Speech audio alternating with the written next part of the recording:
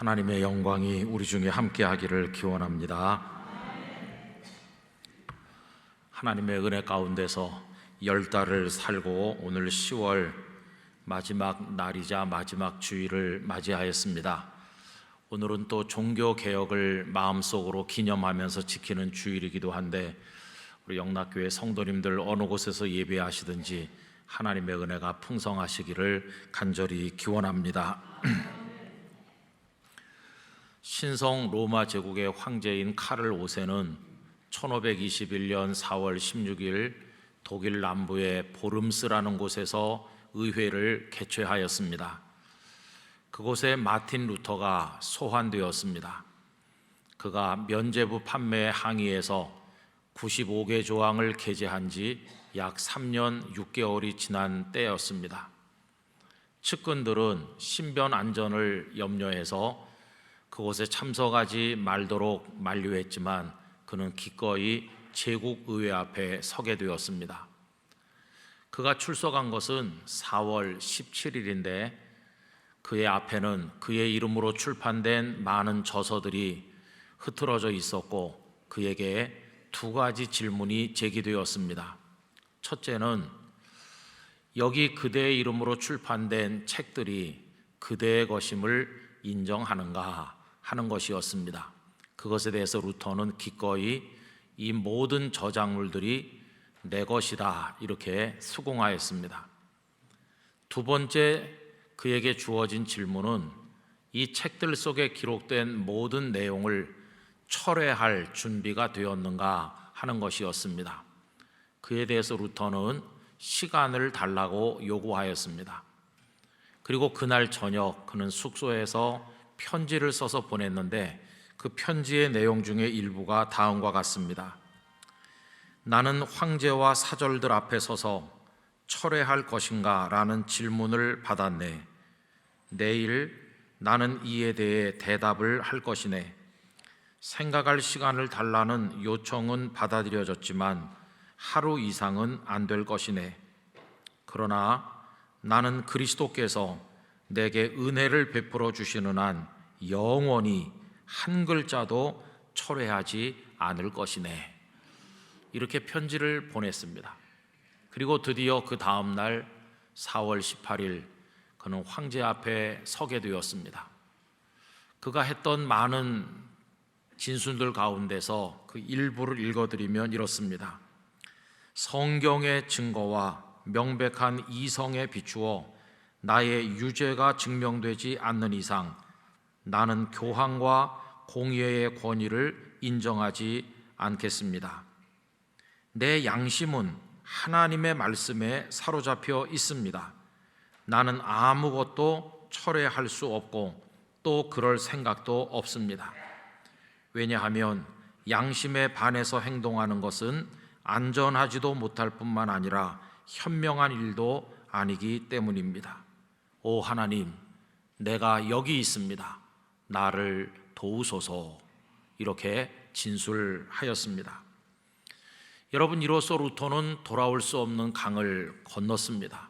카를 5세는 분내했고 분노한 그는 루터를 흉악무도한 이단으로 정죄하였고 그 모든 책을 다 불태우고 당장에 그를 체포하도록 명령하였습니다.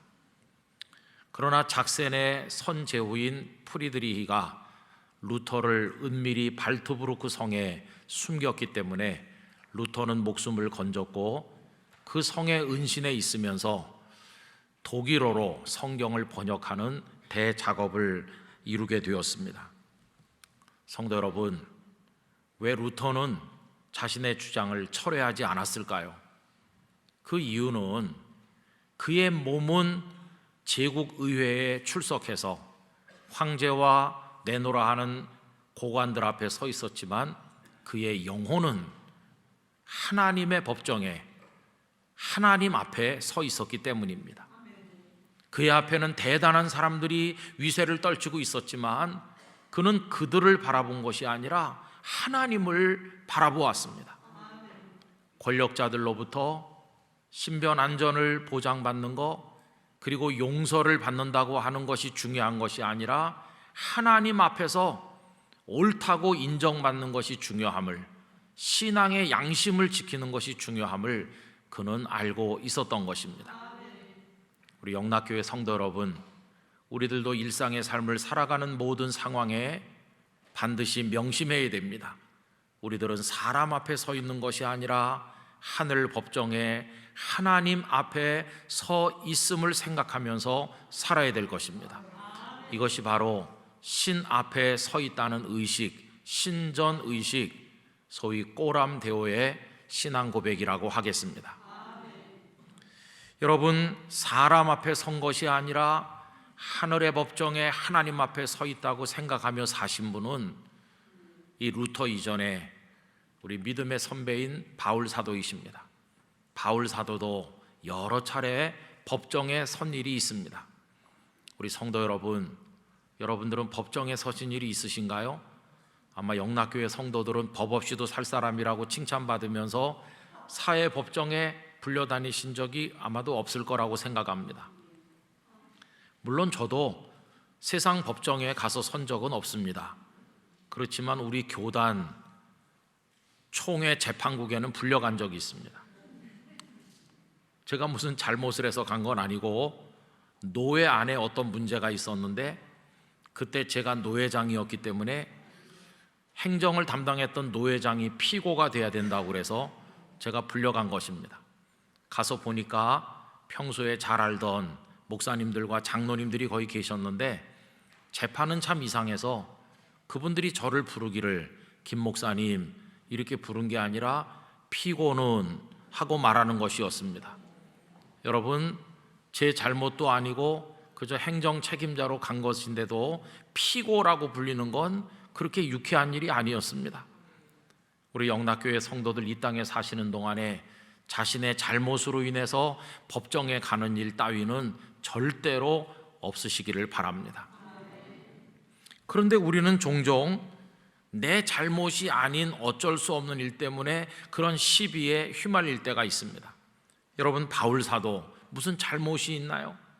그런데 유대인들의 사내들인 법정에, 그리고 벨리스 총독 앞에, 베스도 총독 앞에, 헤롯 아그리파 2세 왕 앞에 서야만 했고, 성경에 구체적인 기록은 없지만 바울 사도께서 황제에게 재판을 받겠노라 이렇게 청했기 때문에 아마도 그분은 로마 황제의 법정에도 서지 않았나 생각을 해봅니다. 그럼 여러분, 바울 사도에게 무슨 죄가 있어서 수도 없이 법정에 서야만 했을까요? 오늘 읽은 본문 7절 중간에 보시면 복음을 변명함과 확정함이라고 하는 대목이 있습니다. 그가 법정에 불려다니게 된 건 딱 하나의 이유 때문인데 생명의 복음, 예수님의 복음을 증거했기 때문이었어요. 복음의 진리, 우리 예수님 그리고 하나님의 나라와 그 의를 위해서 바울은 법정에 섰고 고초를 겪었습니다. 여러분, 지나간 2000여 년 기독교의 역사는 아무 잘못도 없이 이 복음의 진리 때문에 많은 교회들이 핍박을 당하고 성도들이 법정에 불려가 억울한 유죄 판결을 받고 고난을 당한 그런 어려운 역사였다는 거 잘 아시지 않습니까? 그런데 방금 전에 읽어본 그 7절 중간에 복음을 변명함과 확정함이라고 하는 이 말은 법정의 용어입니다. 여기 두 가지가 나오죠. 하나는 변명함, 하나는 확정함이라고 하는 것입니다. 여기 변명한다고 하는 것은 아폴로기아라고 하는 단어를 번역한 것인데, 여러분, 저는 개인적으로 이 번역이 조금 마음에 들지 않아요. 왜 그러냐 하면 변명이라고 말하면 우리나라 말에서 변명이 가지는 뉘앙스가 조금 좋지 않기 때문입니다. 국어사전에 보면 변명이 뭐냐, 어떤 잘못이나 실수에 대하여 구실을 대며 그 까닭을 말함, 이게 변명입니다. 변명한다는 것은 그 사람이 뭔가를 잘못했는데 누가 추궁을 하니까 둘러댈 때 그걸 변명이라고 그러잖아요. 그럼 여러분, 바울 사도가 무슨 큰 잘못이나 했습니까? 복음 전도하는 게 뭐 잘못인가요? 그렇지 않잖아요, 그죠? 마땅히 성도가 해야 될 일이죠. 그래서 저는 변명이라고 번역하지 말고 변호 혹은 변증 이렇게 번역했으면 어땠을까 하는 생각을 하기도 했습니다. 여러분, 어쨌든 바울 사도는 다른 것 때문이 아니라 복음 때문에 법정에 서기도 했었다는 것입니다. 우리 선배들은 법정에 불려가서 유죄 판결을 받고 가혹한 처분을 많이 받았습니다. 어떤 분은 감옥에 갔고, 어떤 분은 얻어맞아서 만신창이가 되고, 어떤 분은 생명을 내놓기도 하지 않았습니까? 여러분, 왜 그분들은 그런 일을 당했을까요? 그 복음 자체가 뭐 잘못됐기 때문인가? 아니면은 그들 앞에서 변호하고 변증했는데 그 설득력이 떨어져서 상대방의 마음을 움직이지 못했기 때문에 그런 일을 당한 것일까요? 여러분, 아닙니다. 우리 믿음의 선배들은 법정에 서면 애초부터 그들에게 잘 보여서 동정심을 유발해서 그 상황에서 좀 빠져나갈 수 없을까 이런 생각을 처음부터 아예 가지지 않았어요. 오히려 우리 선배들은 법정에 서게 되면 그것을 기회로 삼아서 그 법정 안에 있는 사람들에게 복음이 무엇인지, 어떻게 믿어야 구원을 받는지를 그들에게 이야기하는 전도의 기회로 활용하곤 했어요. 여러분, 그 대표적인 예는 바울 사도의 그 사도행전 26장에 나오는 내용입니다. 어느 날 총독이 아그리빠 왕을 초청해 가지고 그 앞에 자리를 베풀고 바울을 불렀죠. 바울은 그들 앞에 서서 자신이 믿는 예수 그리스도 그 복음이 무엇인가를 당당하게 이야기하기 시작했습니다. 바울의 소원은 하나였습니다. 비록 내가 죄인으로 불려 나왔지만은 여기 있는 저 총독, 저 왕을 비롯해서 많은 사람들이 다 나처럼 예수님을 믿게 되기를 원합니다. 이런 소망을 가지고 법정마저도 전도의 기회로 활용한 것입니다. 바울의 이야기를 듣고 있던 아그리빠 왕이 놀라서 제지합니다. 그게 사도행전 26장 28절이죠. 아그리빠가 바울에게 이르되 네가 적은 말로 나를 권하여 그리스도인이 되게 하려 하는도다. 무슨 말일까요? 바울 그만. 이제 보니 나를 그리스도인으로 만들려고 하는구만. 이렇게 아그리빠 왕이 이야기했습니다. 그러자 바울이 그 다음 절에서 뭐라고 대응합니까? 바울이 이르되 말이 적으나 많으나 당신뿐만 아니라 오늘 내 말을 듣는 모든 사람도 다 이렇게 결박된 것 외에는 나와 같이 되기를 하나님께 원하나이다 하니라. 여러분, 내가 죄수로 지금 결박당해서 끌려 나왔는데 이렇게 묶인 거 빼놓고는 여러분들도 다 나처럼 복음을 믿고 하나님의 자녀 되기를 원합니다. 여러분, 우리 선배들은 어떻게 좀 잘 보여서 그 자리에서 모면하고 나오기를 원하는 그런 분들이 아니었어요. 그거는 변호의, 변증의 태도가 아니었어요. 복음을 변호하는 것은 당당함이었어요. 여러분, 이 당당함은 그 이전에 베드로와 요한에게도 나타나고 있지 않습니까? 사도행전 4장 13절, 그들이 베드로와 요한이 담대하게 말함을 보고 그들을 본래 학문 없는 범인으로 알았다가 이상히 여기며 또 전에 예수와 함께 있던 줄도 알고 라고 돼 있어요. 사내들인 공회 앞에 이 베드로와 요한이 섰습니다. 그리고는 담대하게 말합니다. 학문이 없는 보통 사람인 줄 알았는데 그들이 그렇게 말하는 걸 듣고 깜짝 놀란 겁니다. 여기 우리 성경에는 지금 담대하게라고 번역했지만 전에 사용하던 개역 성경에서는 기탄 없이 말했다 이렇게 말했습니다. 여러분, 우리 선배들은 그 법정의 위세에 눌리지 아니하고 가슴 속에 있는 복음을 기탄 없이 쏟아부었던 것을 성경이 말씀하고 있는 것입니다. 이게 바로 복음을 변명한다고 번역된 변호하고 변증하는 태도인 것입니다. 여러분, 당시 성도들의 재판을 담당했던 사람들은 그렇게 공정한 사람들이 아니었어요. 원래 재판을 한다는 것은 저들의 말을 잘 들어보자, 그리고 합당한지 그렇지 않은지 우리가 객관적으로 감정에 이입 없이 잘 판단해보자, 이게 공정한 거 아닙니까? 그러나 그 사람들은 처음부터 기독교인들을 이유 없이 맹목적으로 미워하였습니다. 그러나 성도들이 무슨 미움받을 짓을 했나요? 아니었어요. 오히려 얼마나 아름다운 삶으로 열매를 맺었는지 모릅니다. 여러분, 로마 시대 때 성도들의 삶이 정말 아름다웠습니다. 전해지는 기록들에 의하면 그들은 타락한 로마 사회 안에 살았지만 간음, 성적 부패 이런 거 하지 않았습니다. 자식을 낳아서 마음에 들지 않으면 갓난아기들을 갖다 버리는 그런 일이 팽배하던 그때 살았지만 이분들은 아기를 유기하는 일 따위는 하지 않고 생명을 소중히 여겼습니다. 250년경에 로마 제국 인구의 5분의 1이 죽는 무서운 전염병이 창궐했을 때 기독교인들은 버려진 병자들을 돌보았고 죽은 시신들을 거두어서 정성껏 장례를 지냈습니다. 참 놀라운 사실은 전염병에 많이 노출됐으니까 기독교인들의 사망률이 높아야 될 것 같은데 기독교인들의 사망률이 많이 낮았습니다. 이유가 무엇일까요? 사랑으로 버리는 게 아니라 돌보고 뿐만 아니라 그 질병을 이렇게 하는 가운데 면역력이 생겨서 오히려 기독교인들의 사망률이 낮았다는 것입니다. 여러분, 그 삶이 얼마나 아름다운지 로마의 고대 종교를 신봉하면서 기독교를 미워하고 혐오하던 율리아누스 황제는 다음과 같이 말했다고 전해집니다.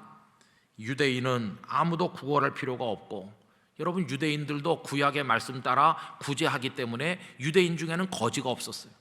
그 다음에 보면 불경한 갈릴리인은 자기네 사람뿐 아니라 우리 중에 있는 가난한 사람도 돕는다. 여기 불경한 갈릴리인이라고 황제가 지칭한 사람이 누구겠어요? 예수님이시죠. 저 예수를 믿는 자들은 자기들끼리 도울 뿐만 아니라 로마 백성들도 도와준다는 것이에요. 그런데 그 다음 얘기가 이거죠.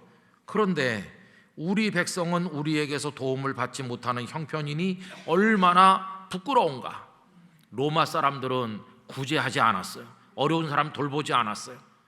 그런 환경 속에서도 그리스도인들은 어려운 이들을 그가 그리스도인이든 로마 사람이든 가리지 아니하고 사랑으로 도운 것을 황제도 인정하였습니다.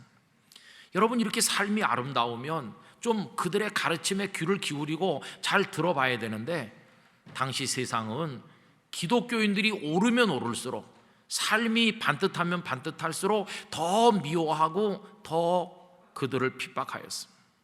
참 이상하죠? 여러분, 이건 마치 예수님의 경우와 같아요. 백성들이 예수님을 빌라도 총독에게 끌고 왔을 때 공정한 재판을 요구한 겁니까? 아니요. 이미 죽이기로 다 결정해놓고 총독에게 예수님을 끌고 왔죠. 총독은 3번이나 내가 이 예수에게서 죄를 찾지 못했다고 말했지만 그들의 마음은 예수님이 옳은 말씀을 하시든 예수님이 사랑을 베풀든 이런 거 상관없이 무조건 죽이겠다고 정하고 왔잖아요. 여러분, 기독교인들이 받는 박해는 그런 겁니다. 무슨 설득력이 떨어져서 우리가 삶이 잘못돼서 그래서 고난받는 게 아니라 세상은 성도들을 미워하도록 되어 있어요. 그 영적 구조가 그렇다는 것을 알게 됩니다. 그래서 여러분, 오늘날 같은 시대, 이렇게 혼란하고 어려운 시대, 성도로 우리가 살기 위해서 어떤 마음을 가져야 될까요? 여러분, 마음을 굳게 하셔야 돼요. 담대하게 하셔야 돼요. 연약해서는 안 됩니다. 세상이 우리를 핍박하는 것을 이상하게 여기지 말고 그것이 당연한 줄로 알고 마음의 준비를 하고 있어야 되는 거죠. 여러분, 마틴 루터를 제국 의회에 소환해가지고 그를 처벌하려고 했던 사람들이 이교도들입니까? 아니요. 거기 황제도, 거기 둘러서 있는 많은 사람들 다 기독교인들이었고 거기 고위 성직자들은 성경 말씀을 줄줄 외우는 사람들이었죠. 그런데도 그들의 눈이 어두우니까 기독교인이라고 자부하는 사람들이 루터를 죽이려고 했잖아요. 하물며 아예 기독교인이 아닌 일반 세상 사람들은 어떠하겠습니까? 그래서 영적으로 세상은 기독교를 미워하고 핍박하게 되어 있다고 하는 것입니다. 그래서 예수님께서는 제자들에게 이런 모습을 이미 다 말씀하셨어요. 요한복음 15장 18절 19절에 보면 세상이 너희를 미워하면 너희보다 먼저 나를 미워한 줄을 알라. 너희가 세상에 속하였으면 세상이 자기의 것을 사랑할 것이나 너희는 세상에 속한 자가 아니요 도리어 내가 너희를 세상에서 택하였기 때문에 세상이 너희를 미워하느니라. 여러분, 우리가 세상에 속한 세상 사람들이면 핍박을 받을 리가 없죠. 그런데 예수님이 우리를 선택하셔서 구별된 하나님의 자녀로 만들었고 하나님의 말씀대로 살다 보니까 세상이 우리를 미워하는 게 그게 당연하다 하는 것입니다. 이제 우리는 세상 앞에서 복음을 변호하고 변증하는 일을 하면서 살아야 되는데, 그렇게 살기 위해서는 우리 영락교회 성도들 담대하시기 바랍니다. 누구 앞에서나 어떤 상황에서나 예수님을 우리의 구주로 인정할 수 있어야 되는 것이죠. 마태복음 10장 32절 33절 화면을 보시면서 다 같이 읽어보실까요? 누구든지 사람 앞에서 나를 시인하면 나도 하늘에 계신 내 아버지 앞에서 그를 시인할 것이요, 누구든지 사람 앞에서 나를 부인하면 나도 하늘에 계신 내 아버지 앞에서 그를 부인하리라, 이렇게 말씀하셨어요. 여러분, 내가 성도, 내가 그리스도인이라고 하는 것을 어떻게 보여줄 수 있는가? 우리의 정체성은 어디 있는가? 모든 상황에서 나는 사람들 앞에 서 있는 것이 아니라 하늘 법정에 지금 하나님 앞에 서 있다, 이렇게 생각하면서 우리의 믿는 바 복음을 변호하고 당당하게 변증할 수 있을 때 우리가 진정한 그리스도인이라 말할 수 있다는 것입니다. 두 번째로 바울 사도가 힘썼던 것은 복음을 확정함이라고 하는 것이었습니다. 여러분, 이 베바이오시스라고 하는 단어는요, 마치 어떤 서류에다가 사인을 딱 하면 그 순간 그 내용이 확정되잖아요. 이제 변경할 수 없잖아요. 마치 그와 같은 것입니다. 확정한다는 것은 넣을 거 넣고 뺄 거 빼고 다듬어 가지고 요거 딱 최종 아니다 그러면 그대로 결정되는 거나 마찬가지입니다. 우리가 예수님을 믿는다고 할 때 도대체 뭘 믿는 것이며 어떻게 믿는 것인가가 확정되어 있어야만 하는 것이죠. 여러분, 종교개혁자 루터도 마찬가지입니다. 당시에 영적 가르침이 너무나 혼란스럽던 그 당시, 우리가 구원을 얻기 위해서 무엇을 어떻게 믿어야 되는지를 확정하기 위해서 노력을 많이 하셨어요. 그게 종교개혁의 과정이라고 말할 수 있습니다. 그건 크게 두 가지죠. 하나는 그 속에 불순물이 있으면 불순물을 다 골라내야 됩니다. 여러분, 중세교회는 예수 그리스도를 통해서 주시는 하나님의 은혜로만 구원받는다고 생각하지 않고 거기다가 사람의 공로가 더해져야 된다고 가르쳤거든요. 그런데 여러분, 구원 얻는데 사람의 노력이 필요한가요? 필요하지 않죠. 이건 쓸데없는 불순물이 그 속에 섞여 있는 거죠. 그래서 종교개혁자들은 인간의 공로 이거 다 빼내고 오직 하나님의 은총이면 된다고 주장했어요. 이게 솔라 그라치아, 오직 은총이라고 하는 것입니다. 또 확정하기 위해서는 모자란 게 있으면 거기다 채워 넣기도 해야 됩니다. 그럼 왜 중세 교회 신앙이 이렇게 왜곡되고 잘못된 방향으로 흘러갔는가? 그건 이들이 교황의 가르침이나 인간적 가르침에 따라갔을 뿐이고 하나님의 말씀 성경을 따르지 않았기 때문이다. 이제 교회가 회복되려면 성경을 배워야 되고 성경의 진리에 맞춰야 되는 거다. 그래서 이 성경을 그 속에 집어넣어야 되는 거죠. 그래서 이번에는 오직 성경, 솔라 스크립추라, 이것을 외치게 된 것이었어요. 그래서 이렇게 뺄 건 뺐고 넣을 건 넣고 우리가 하나님을 믿는다고 하는 게 뭘 믿는 것이며 어떻게 믿는 것인가를 쫙 정리해가지고 이걸 확증하는 것이죠. 여러분, 오늘 우리도 마찬가지인 것입니다. 지금 대한민국 사회에서 예수님을 믿는 거 너무 복잡해요. 유튜브 가서 한번 검색해 보시면 온갖 이단 사이비를 비롯해서 많은 이렇게 믿어야 된다고 하는 게 있는데 얼마나 혼란스럽습니까? 그거 들여다보고 앉아 있으면 내가 지금 믿는 게 올바로 믿는 것인지 알 수가 없잖아요. 여러분, 영락교회는 예수님 오시는 그날까지 무엇을 어떻게 믿는지 진리를 확정해야 됩니다. 그리고 거기 굳건하게 서야 될 줄로 믿습니다. 여러분, 이렇게 할 때 두 가지 생각을 할 수 있어요. 하나는 교회들이 가진 전통 중에 서로 일치하지 않는 것들이 많이 있는데 그걸 받아들일 수 있고 인정할 수 있는 부분이 있다는 겁니다. 예를 들면 우리는 세례를 받지만 침례교회에서는 침례를 행하잖아요. 그럼 저건 이단인가? 아니요.